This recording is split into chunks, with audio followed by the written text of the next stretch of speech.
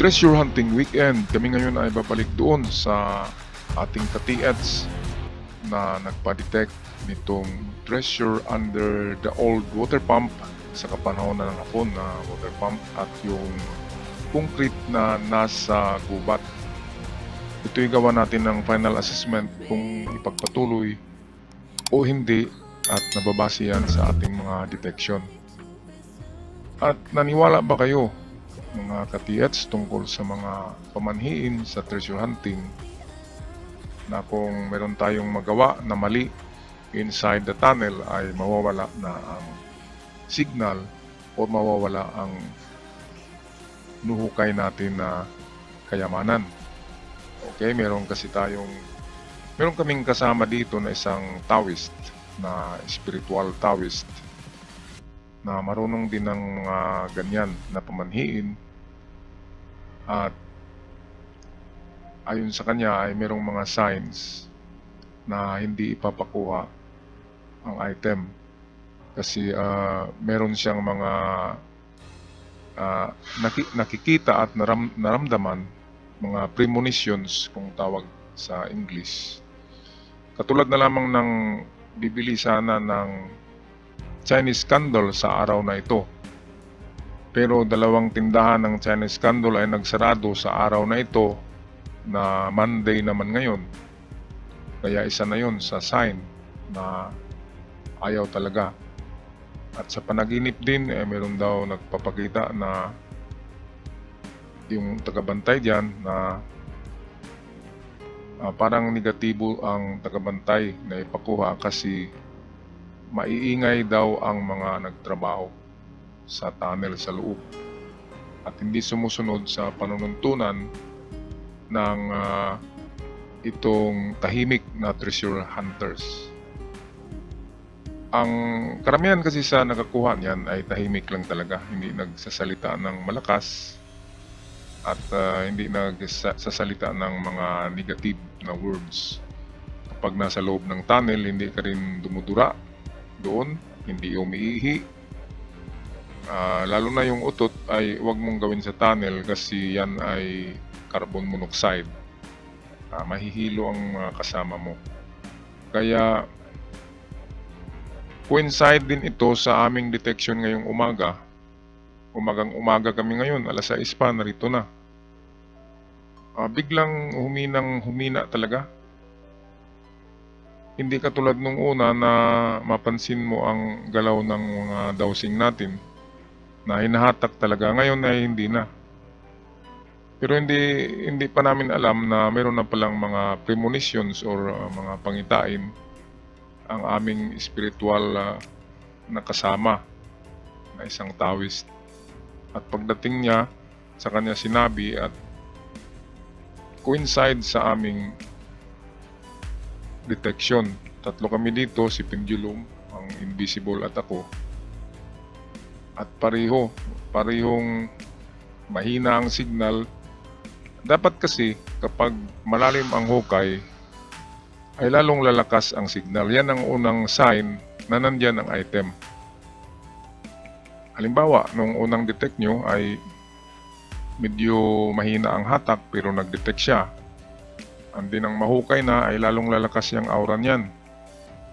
So kapag medyo nabuksan yung tunnel ay dapat lalakas ang detection at lalo na kapag babain mo yan sa baba, lalo na kapag gamitan mo ng metal detectors or scanners ay lalong lalakas ang signals kasi malapit ka na nga. So yan ang teorya na dapat lalakas kapag malapit ka na. Ngayon, kung baliktad, pahina ng pahina, ibig sabihin pwedeng minerals na naahon sa tunnel at nailagay naitapon, halimbawa ng submersible na sama sa pagsipsip at naitapon doon sa malayo, sama ng tubig ang mga minerals, kaya nawala ang detection.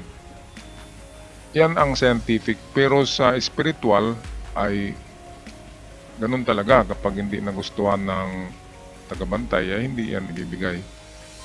Kaya dapat susunod din tayo sa panuntunan o standards ng spiritual na paghukay niyan, kasi alam naman natin na kahit mga Hapon ay gumagawa ng ritual para makuha nila muli ang ibinaon nila na treasures.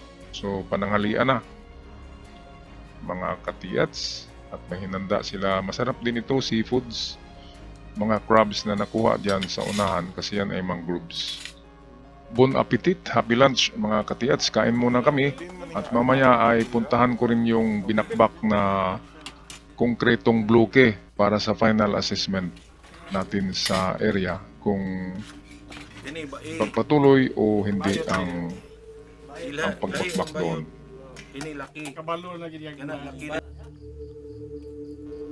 Okay, at narito na ako sa binakbak na konkreto na bloke mga katiyats. May na-detect tayo noon dito na silver in gold na kasama ng mga kabilya dyan. At atin na-detect din noon ang isang tipak dyan na nakuha ng katiyats natin na mayroong halong yellow dust or gold dust ang minasang lupa dyan. Kaya final assessment ko dito ay kung merong budget ay ipabulmil lahat yan ang mayan at meron kayong makukuha na dust of gold or itong talagang napakapinong gold na nahalo sa lupa. Kasi alam naman natin ang lugar na ito'y famous na lugar na napakaraming ginto. Ito yung parte ng Agusan at malapit sa Agusan River at dito nakuha itong lupa na ito na hinalo sa konkreto. Kaya naman ay malaki ang tsansa na mayroon talagang mga dust of gold na nahalo dyan. Noong unang video, kitang-kita naman natin na yellowish talaga yung mga powder at na-detect din ang ating detector na maliit na nakapag-detect ng gold or silver or iron. Meron siyang ID, target ID ang tawag. Okay, at kung bumili kayo ng katulad ng ganyan na makapag-detect ng mga treasure inside the rock or concrete, bilhin nyo sa Bourbon Electronica kay Roniel. Tawagan nyo si Roniel 0975-6675-030 para makapag-umpisa kayo ng magandang treasure hunting ngayong 2024. Maswerte ang taon na ito para sa ating mga katiyats. Okay, so yan ang aking final assessment na ipabulmil na lang ito. Meron ding makukuha dyan pero sa tingin ko ay parang minimum wage lang ang makuha dyan sa araw-araw. At medyo kung marami ang nagtatrabaho ay medyo lugi. Pero kung isa lang ay pwede na. Kasi pwedeng makakuha dyan ng 2 gramo sa isang araw na pagbubulmil. Okay, at yung kanina naman ating assessment doon na yun talaga, meron tayong mga panununtunan or pamantayan sa treasure hunting na scientific at spiritual. Kaya lahat yan ay susundan natin para makakuha tayo. Pati na rin yung spiritual, maniwala ka man o hindi, walang mawawala kung maniniwala tayo. Pero pag hindi tayo naniniwala na meron talagang mga espiritu na nagbabantay dyan, malaki ang mawala sa atin. Kasi hindi nila ibibigay. Okay, so hanggang sa muli mga katiyats. See you on our next treasure hunting weekend. Paalam at God bless you all.